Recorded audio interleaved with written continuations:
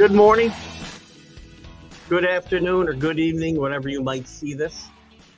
I will air this on TGI Sports Talk, and there's a gentleman that was affiliated with Let's Talk Sports. Is affiliated with Let's Talk Sports that may put together a larger montage of these tributes later on. But I want to pay tribute to my friend and cohort Dan Harris, who, as we know, has been battling some pretty serious illnesses the last several months or longer. Battled disabilities pretty much his entire life.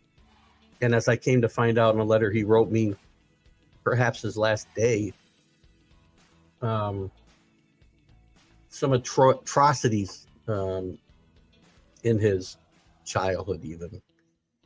But Dan Harris was one of the best people I'd ever met that I never met, if that makes any sense. Dan and I met about 4 years ago when we were doing this. We started podcasting.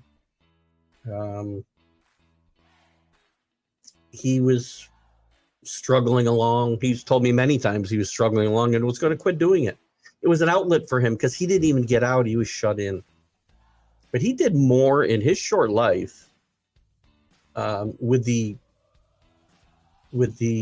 handicaps. I hate to say handicaps, right? But with the speed bumps he had to go through in life, he did more in a short period of time than I know a lot of people ever do. He touched a lot of lives. I know he was worried that he didn't make an impact, that he wasn't a character, but he was. I love doing shows with Dan. When I first interviewed with him, I wasn't sure what to expect. Him being in the UK, me being here, him not being on camera, me being on camera, and I found out that he was a wonderful guy and a bright guy. His knowledge of sports here in the U.S. was phenomenal. He was the king of offensive linemen in football. It's a joke with him all the time. But he also helped a lot of people. There were a lot of people that came into the LTS network, and I was proud to be part of his network and hope to be going forward. I know the boys are working hard at keeping his legacy alive there. That's what he lived for, was Let's Talk Sports. But he loved to help people too. He was always giving gifts. He sent me an autograph, among other things, many other things. This is just for me, for my housewarming of our new home. An autographed football with Tom Brady, Julian Edelman, and Gronk. I didn't ask him for anything. He didn't ask for anything in return except my friendship. Dan worried in the end that people wouldn't remember him. I guarantee you people remember Dan Harris. He gave away things to people in need. He ran charities for people who needed help. They'd had fires or they'd had illness in their own lives. Sponsored organizations, sports teams, softball teams, girls, whatever sports they were playing in the UK. He got people started in podcasting. Young kids who did very, very well. Other people who had a great interest. I won't mention anybody's name to embarrass them or put them on the spot, but I know Dan helped them out with equipment. And we hope to carry that on. Had a conversation with Rob Logan, another good friend of Dan's, and we hope to do something to carry that work on, and we'll talk more about that at a later date. But today I just want to honor my friend. He humbled me many times in his, again, why he felt this way, only he could tell you. But he looked at me as a mentor. When I came on a show, he's ready to quit, he said. He wasn't getting people to watch. He wasn't. Listen, I'm no great shakes. I just do what I do and have fun. And Dan and I hit it off, and he liked the way we interacted. We started doing more. It kickstarted him to build the network that he built. I wasn't the most visible person there. I shared all my content there, but Tanner D and Nick Botkins, Johnny Cruz, Steve Cote, Alan Perales, Rob Logan. I don't want to leave anybody out. I know there's a bunch of others. Alec Simpson. I know I've left people out, and I apologize, but there's so many that he's helped and brought into his network.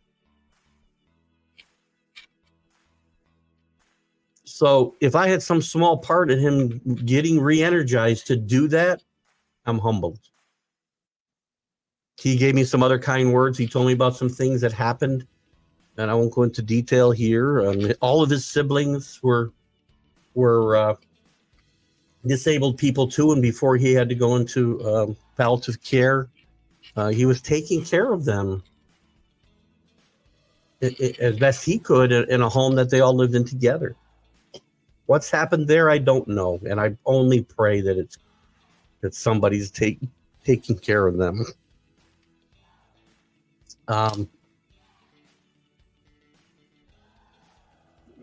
But Dan told me about some of the things that happened to him and his siblings in his childhood, and did not have the best father growing up. And he humbled me by saying to me in the letter, and I'm not going to read the letter that he wrote me, but I mean, he wrote pretty much and said he wasn't looking for sympathy when he told me the things that happened to him, but he looked at me as somebody that he wished his father had actually been. And I'm somebody who never had kids. I have stepchildren. I never had my own kids. And it humbled me and made me feel good. And in his dying days, he was trying to make me feel better.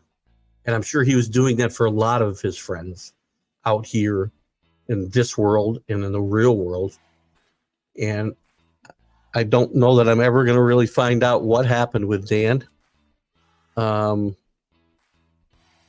got a pretty good idea. I know he was suffering. That's why I say I'm saddened for my friend, the loss of my friend, but I'm relieved for him that his suffering is over. He's in a better place, and I'll see him again one day. And we'll actually work side by side again. And he will not be forgotten. Again, Dan was worried about being forgotten. He shouldn't have been. The man made a mark, unlike a lot of people. Some people never leave a mark. He left a huge mark. And he will always be part of my shows, I will tell you from now on. You will hear the words or the phrase, DDH, thank you, a lot on my shows going forward. If not every show. If I forget, it's a mistake. This man will live on forever as long as I'm doing this. And I know they're trying very hard to keep his network and his dream alive, and I'll do my best to contribute there as well. But I miss my friend. We did a few shows near the end. He tried to, and it was fun because we hadn't done any shows for months and months and months. I did some alone, and then we were on hiatus for a while, but we were able to do 2 or 3 shows near the end, and it reminded me of why I liked Dan. He had a quick wit, dry wit. You had to listen close for it. But I really enjoyed, I enjoyed making Dan laugh, and we always had some good times, and he was a good person. He's as good a person I've met in my 63 years on this planet. And all I can say is Godspeed, my friend. Rest in peace, because you will not be forgotten. There's a lot of people who like and love you, and will keep your memory alive. And I hope you hold a place for us should we all get to the same place you are. Dan, you are the best. With that, we'll go silent. And I say rest in peace to my friend. Bye-bye.